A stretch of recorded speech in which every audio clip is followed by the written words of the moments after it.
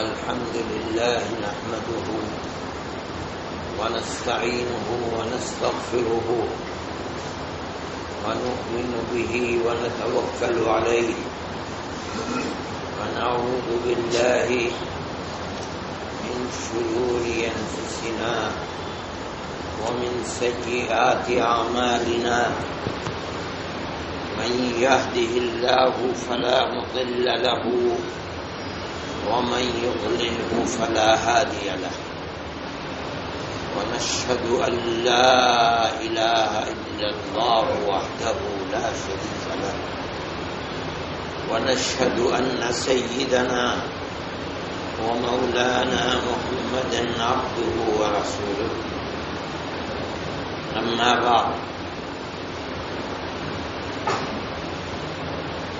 محترم بزرگوں اور دوستوں، کل یہ بات چل رہی تھی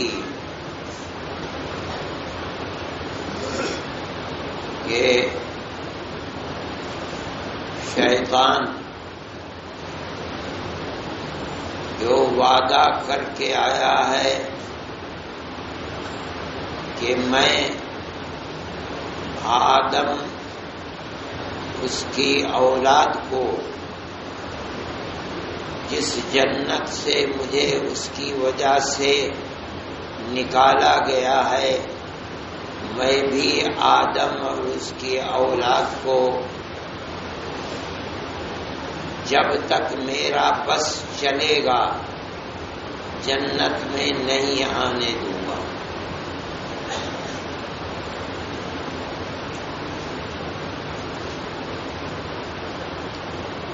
یہ قرآن کے اندر اللہ نے ذکر کیا ہے کہ شیطان نے خم ٹھوک کر اللہ کے سامنے یہ بات کہی تھی، دعویٰ کیا تھا کہ میں بھی جب تک آدم اور اس کی اولاد کی جان میں جان رہے گی، جسم میں جان رہے گی، اس وقت تک میں اس کو تیرے راستے پر لگنے نہیں دوں گا۔ اتنا بڑا دشمن، پھر اللہ نے اس دشمن کو طاقت کیا دی؟ ایک تو زندگی دے دی کہ جب تک دنیا رہے گی تب تک یہ دشمن بھی رہے گا۔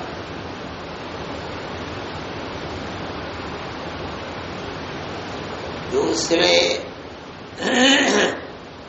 یجری من الانسان مجری الدم، یہ طاقت دی کہ جسم میں انسان کے جہاں جہاں خون دوڑتا ہے، اس دشمن کو بھی یہ طاقت دے دی کہ وہاں وہاں یہ بھی جا کر اپنی دشمنی کا سکہ جما سکتا ہے۔ دل، دماغ، ہر چیز پر اس کا بس چل سکتا ہے۔ تو اب سوال پیدا ہوتا ہے کہ آدمی اپنے ایسے طاقتور دشمن سے اپنا پلہ کیسے چھڑا سکتا ہے؟ تو اس کے لیے اللہ نے، اللہ کے حبیب حضرت محمد صلی اللہ علیہ وسلم نے قرآن و حدیث میں راستے بتائے۔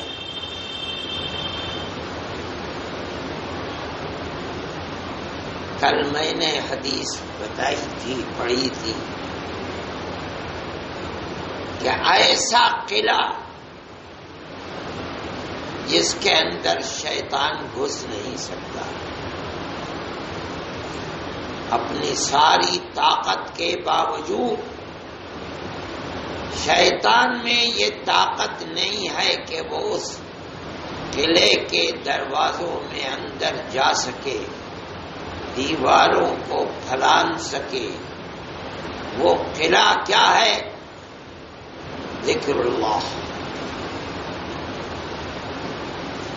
جہاں اللہ کا ذکر ہے وہاں شیطان کا بس نہیں ہے۔ حدیث میں مختلف جگہیں اللہ کے نبی نے بتائی ہیں، میں نے کل بتایا تھا، پڑھا بھی تھا۔ ایک یہ بھی ہے کہ اللہ کے نبی نے فرمایا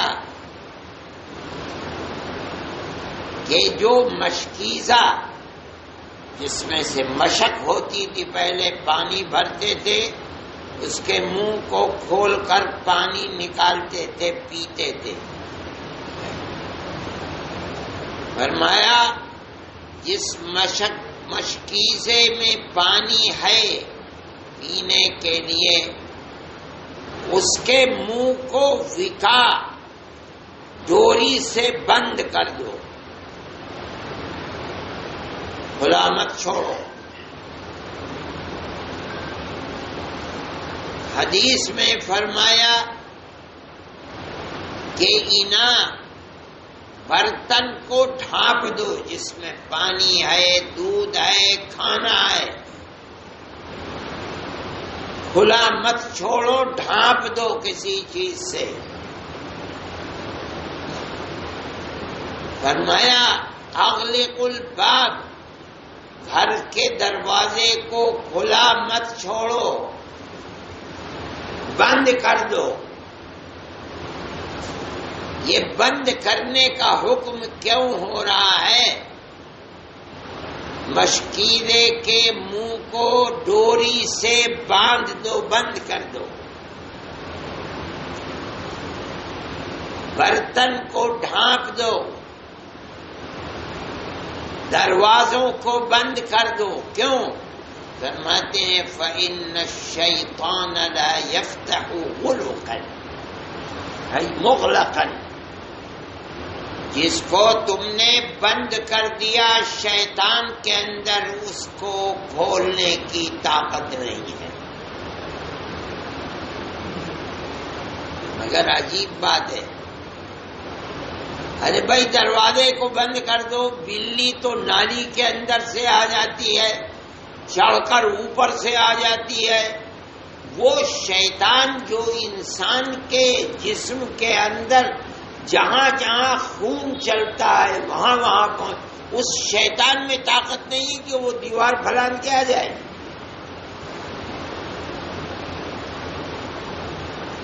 برتن کے اوپر ایک ہلکا سا تم نے ڈھکن ڈھانک دیا، اتنا بھاری ہے کہ شیطان اسے نہیں اٹھا سکتا۔ مشکیزے کی ڈوری کو باندھ دیا تو شیطان بے بس ہو گیا۔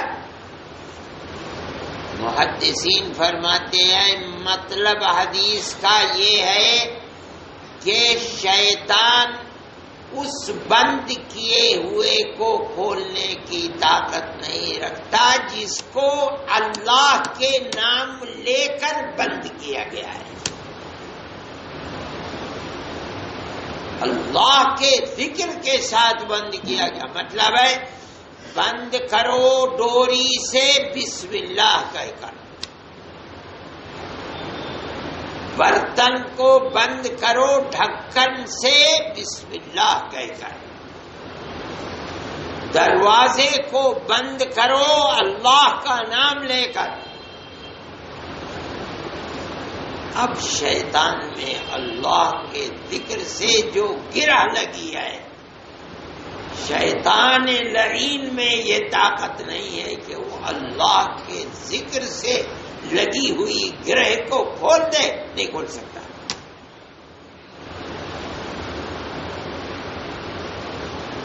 یہ مطلب ہے ذکر اللہ کا، جہاں اللہ کا ذکر ہے وہاں شیطان نہیں، بے بس ہے، فرقینچ ہے۔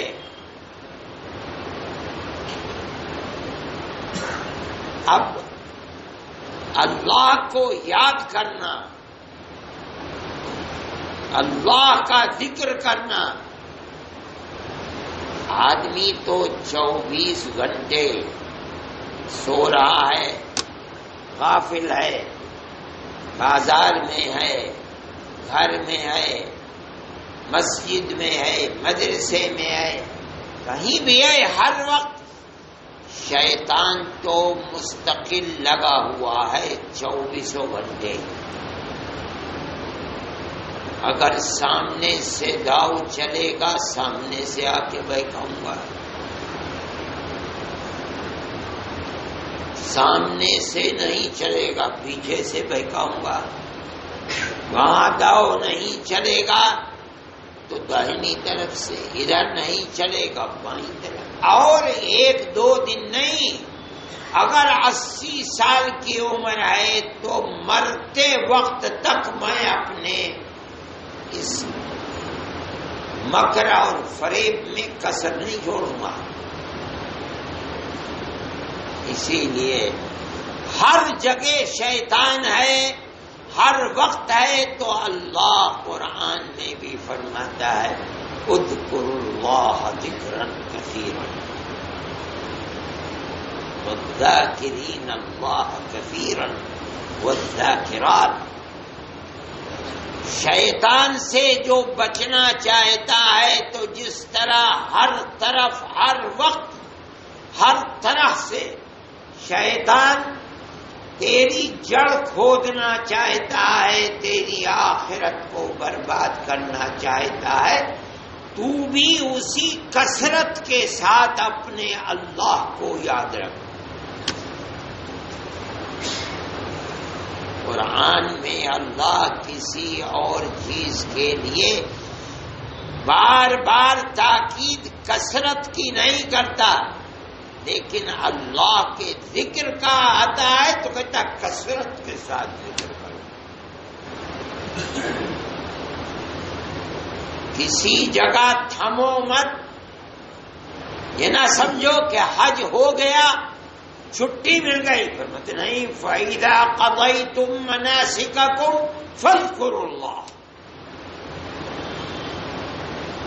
حج جب پورا ہو جائے ارکان حج تو اللہ کی یاد میں لگ جاؤ۔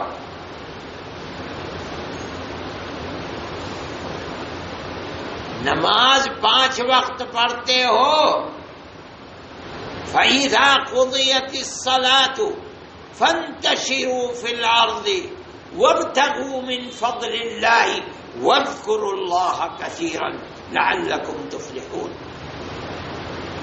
مسجد میں آؤ، اللہ کا ذکر کرو، یاد کرو، نماز پڑھو، نماز پڑھنے کے بعد اپنے معاش، روٹی روزی کی فکر میں پھیل جاؤ، لیکن یہ سب کچھ کرو، لیکن اللہ کو پھر کثرت سے یاد کرو۔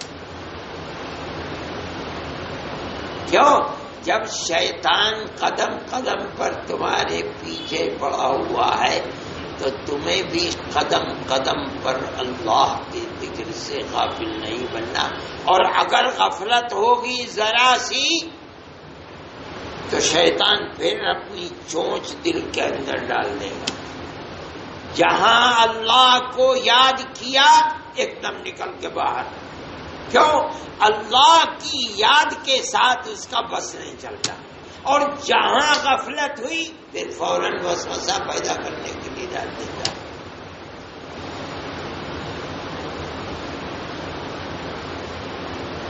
اس لیے ذکر اللہ کی کثرت، صرف ذکر اللہ نہیں،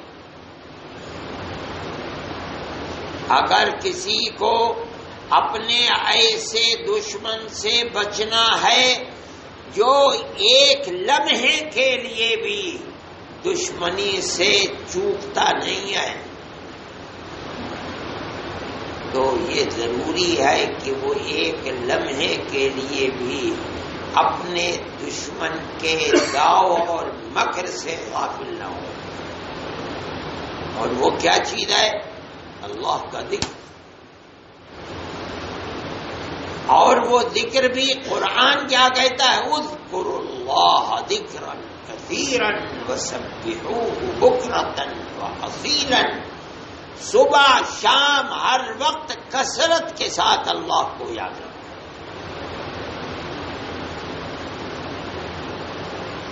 اسی لیے صوفیاء کرام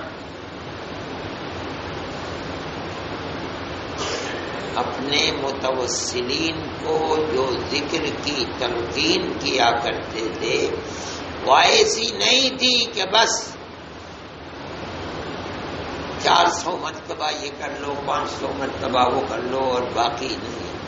ایسے ذکر کرایا کرتے تھے اس طرح کے کہ وہ ذکر طبیعت کے اندر رچ بس جائیں. جاگتے، سوتے، اٹھتے، بیٹھتے، چلتے پھرتے اختیار سے نہیں غیر اختیاری طور پر اللہ کا ذکر ہوتا ہے.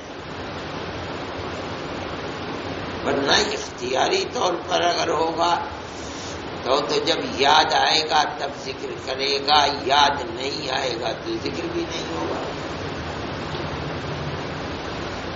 غیر اختیاری طور پر اتنا ذکر کراتے تھے، اتنا ذکر کر کے سوتے سوتے زبان چل رہی ہے،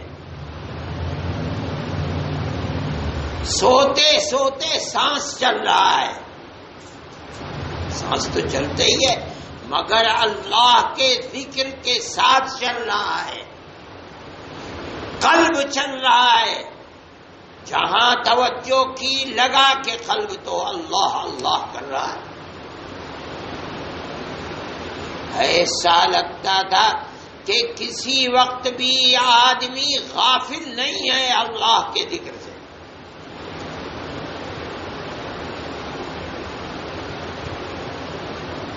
ذکر اللہ تب جا کر کے مفید ہوگا.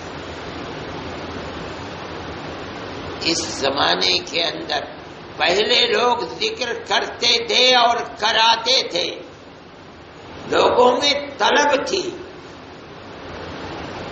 چھوٹتا نہیں تھا، چھوڑتے نہیں تھے.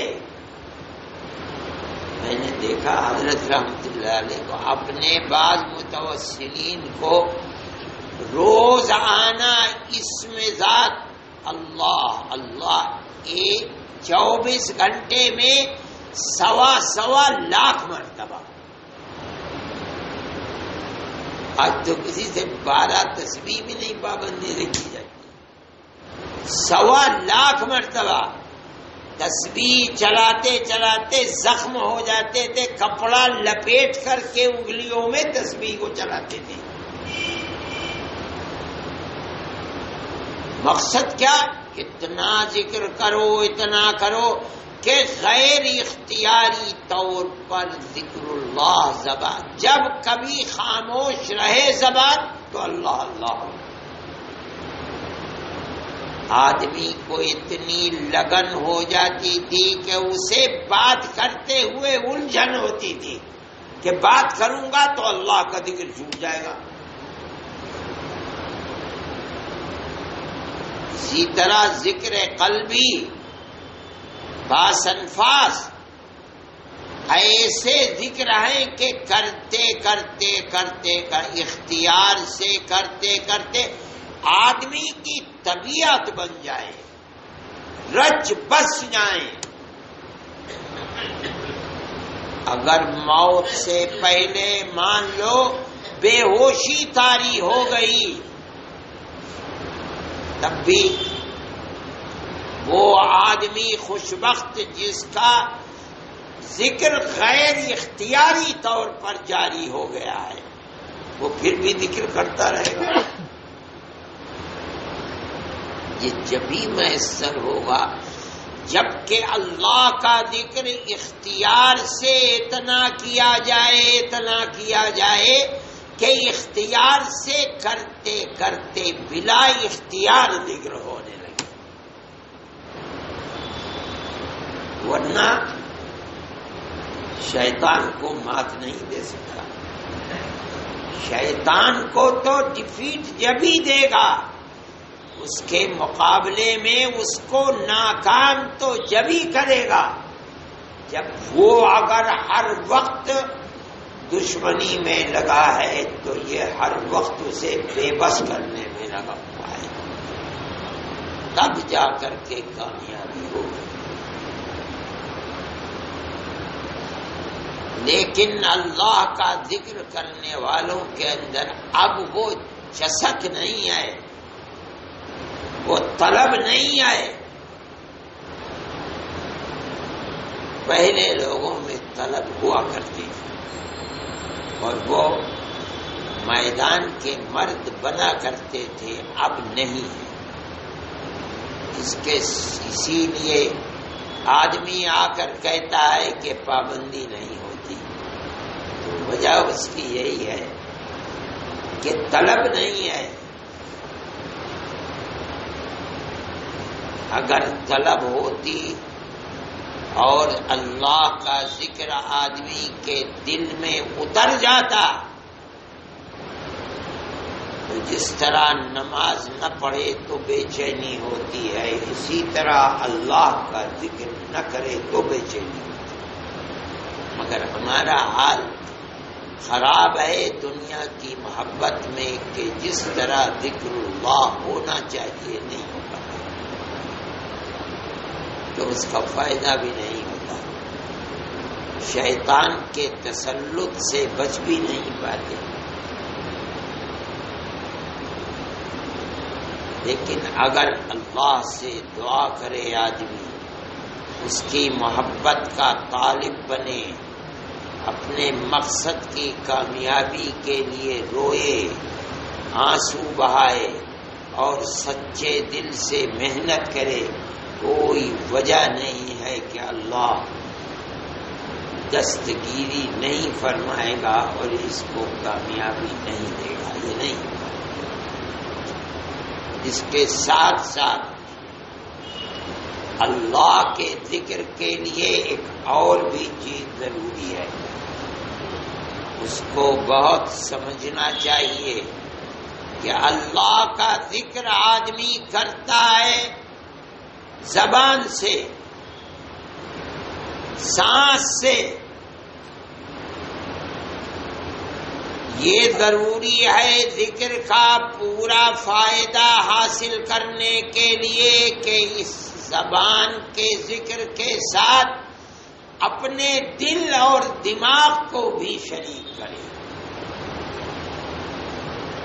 اگر دل اور دماغ ذکر کرنے والے کا ذکر کے ساتھ نہیں ہوگا، صرف زبان ہی زبان ہوگی، سانس ہی سانس ہوگا، تو اللہ کے ذکر کا فائدہ، اس کی لذت، اس کی طلب، ذکر کی تپش انسان کو میسر نہیں ہوگی۔ نہیں ہوگی تو مکمل طور پر شیطان سے محفوظ نہیں رہ پائے گا۔ صوفیاء حضرات فرماتے ہیں کہ دماغ کا ذکر یہ ہے کہ جب اللہ اللہ کہہ رہا ہے تو دماغ کو ادھر لگا کے مذکور تیرے سامنے ہے، تو ذاکر ہے اور اللہ کا ذکر تیری زبان پر ہے، تیرا مذکور جسے تو اپنی زبان سے یاد کر رہا ہے، نام لے رہا ہے، وہ مذکور تیرے سامنے ہے اور تو اسے اپنی طرف نام لے اللہ اللہ اپنی طرف متوجہ کر رہا ہے۔ یہ ہے دماغ کا ذکر۔ یہ نہیں کہ اللہ اللہ کہہ رہا ہے اور دل کہیں دنیا میں ادھر ادھر ٹپے مار رہا ہے، بر زباں تسبیح ہو در دل کاؤ خر، این چنی تسبیح کہہ دار دسر۔ زبان سے تو اللہ اللہ سبحان اللہ، اور دل بھیڑ بکریوں میں، گائے اور گدھوں میں لگا ہوا ہے. وہ کہتے ہیں یہ تسبیح کہاں سے اثر رکھتی ہے؟ ہمارے بزرگ کہتے ہیں نی چنی تسبیح ہم داردا ہے، اثر رکھتی ہے لیکن جیسا رکھنا چاہیے ویسا نہیں. اس لیے ذاکر کے لیے یہ ضروری ہے، ہر ذاکر کے. نماز پڑھنے والا نماز پڑھ رہا ہے، سمجھے کہ اس کے سامنے ہاتھ باندھے ہوئے، اس کو رکوع کر رہا ہوں، اللہ کو سجدہ کر رہا ہوں، اللہ سے مانگ رہا ہوں، اسی کی تسبیح کر رہا ہوں، تب نماز کا پورا فائدہ ہوگا. یہی اللہ اللہ کہنے والے کے لیے ہے، یہی سبحان اللہ والے کے لیے ہے. ہر ذاکر کے لیے ضروری ہے کہ جس ذات کا ذکر مذکور یہ سمجھ کر ذکر کرے کہ میرا مذکور میرے سامنے ہے. اور دل کا ذکر یہ ہے کہ یہ مذکور جو میرے سامنے ہے وہ میرا محبوب بھی ہے، میرے دل کو اس سے محبت ہے، اسی لیے تو اس کا نام لے رہا ہوں، اسی لیے تو مالا جھپ رہا ہوں، اسی لیے تو ہاتھ باندھے کھڑا ہوں، اسی لیے تو رکوع اور سجدہ کر رہا ہوں، اسی لیے تو روتا ہوں، آنسو بہاتا ہوں. زبان سے اللہ اللہ، دل سے دماغ سے اللہ میرے سامنے ہے، اور دل سے یہ کہ یہ اللہ میرا محبوب ہے، مجھے اس سے محبت ہے. اسی کی طلب میں راتوں کو جاگ رہا ہوں، دل و دن میں اللہ کا ذکر کر رہا ہوں، اسی کی یاد میں تڑپ رہا ہوں. جب یہ تین ذکر جمع ہوں گے تب اس ذکر کا 100% فائدہ ہوگا. ہر اللہ کے ذکر کرنے والے کو یہ اپنے دل و دماغ میں بات بیٹھانی چاہیے. شیطان سے اگر بچنا ہے تو یہ ضروری ہے کہ اللہ کے ذکر کو مکمل طور کے اوپر کامل و مکمل بنا کر اس کے ذکر میں آدمی لگے گا. تب قرآن کہتا ہے ان عبادی لیس لک علیہم سلطان. شیطان کہتا ہے کہ میں چھوڑوں گا نہیں، لَأَقْعُدَنَّ لَهُمْ صِرَاطَكَ الْمُسْتَقِيمَ. میں دعویٰ کرتا ہوں لَأَقْعُدَنَّ، لام تاکید بانون تاکید، ضرور بالضرور تو نے جو ان کے لیے آدم اور اس کی اولاد کے لیے سیدھا راستہ جنت کا بتایا ہے، بنایا ہے، میں اس راستے پر ضرور بیٹھ جاؤں گا. کیوں؟ تاکہ یہ جنت تک پہنچ نہ پائے، پہنچنے نہیں دوں گا. شیطان کا دعویٰ دیکھو. اللہ فرماتا ہے جواب میں ان عبادی لیس لک علیہم سلطان. اے بدنصیب میں بھی کہتا ہوں کہ میرے بندوں پر تیرا بس نہیں چلے گا. بس کہاں نہیں چلے گا؟ جہاں اللہ کا ذکر ہوگا. یہاں سے پتا چلا کہ جن بندوں کو اللہ اپنا بندہ بتا رہا ہے یہ وہ بندے ہیں جو رات اور دن صبح شام ہر وقت اللہ کا ذکر کرتے. انہی پر تو بس نہیں چلتا شیطان کا. یہ اللہ کی محبت ہے. ذکر اللہ کرنے والوں سے اللہ کا تعلق ہے. کہ اللہ اپنا ذکر کرنے والوں کو کہتا ہے ان عبادی میرے بندے. بہت بڑی سعادت ہے کہ اللہ کسی بندے کو اپنا بندہ قرآن میں فرما رہے ہیں. ان پر تیرا بس نہیں ہے. بس تو ایک ہی جگہ نہیں ہے جہاں اللہ کا ذکر ہے. جو دل اللہ کے ذکر سے غافل ہے وہاں تو شیطان ہی شیطان کی حکومت ہے. جن کو اپنا بندہ کہا ہے اور جن کے لیے دعویٰ کیا ہے کہ اے بدبخت بد نصیب تیری حکومت وہاں نہیں چلی، یہ وہی لوگ ہیں کہ جو ہر وقت اللہ کا ذکر کرتے ہیں، اس لیے کہ ذکر اللہ کے ہوتے ہوئے شیطان کی حکومت نہیں، بے بس. میرے بھائی یہی مطلب ہے جو کہا جاتا ہے اور کہا جاتا تھا کہ اللہ کا ذکر دل اور دماغ کے ساتھ کرو. جب ذکر کرو سوچو کہ اللہ جس کو میں مالا جپ رہا ہوں، جس کی یاد کرو وہ میرے سامنے جیسا بھی کما ہوا فی ذاتہ و صفاتہ. پھر میرے دل میں مجھے دل میں اس کی محبت ہے، اللہ کا ذکر بھی آ جائے. یہ وہ لوگ ہیں خوش نصیب جن کو اللہ قرآن میں اپنا بندہ کہتا ہے. اس لیے کہ یہی وہ لوگ ہیں جن پر شیطان کا داؤ اور بس نہیں کرتا. اس لیے ذکر کو کثرت سے کرنا چاہیے اور ناغہ نہ کرنا چاہیے.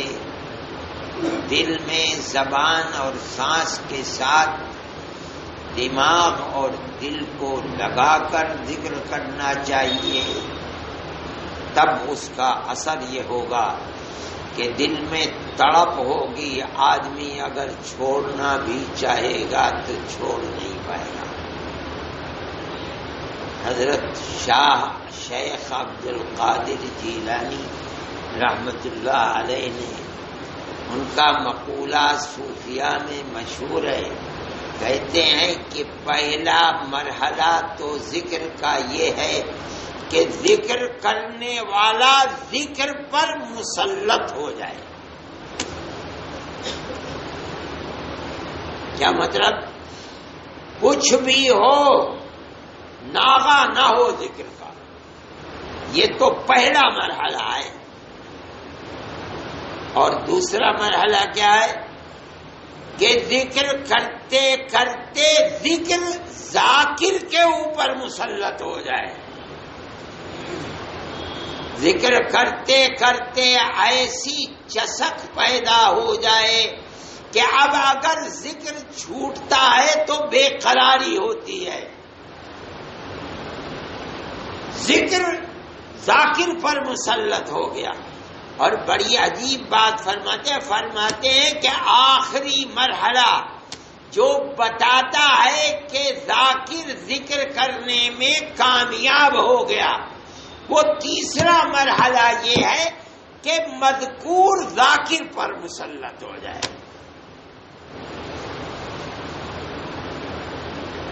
اس طرح کہ کوئی لمحہ، کوئی جگہ، کوئی وقت ایسا نہیں گزرتا کہ جب ذکر کرنے والا اللہ کے استحضار سے غافل ہو. اس میں ہر وقت میرے ساتھ اللہ ہے.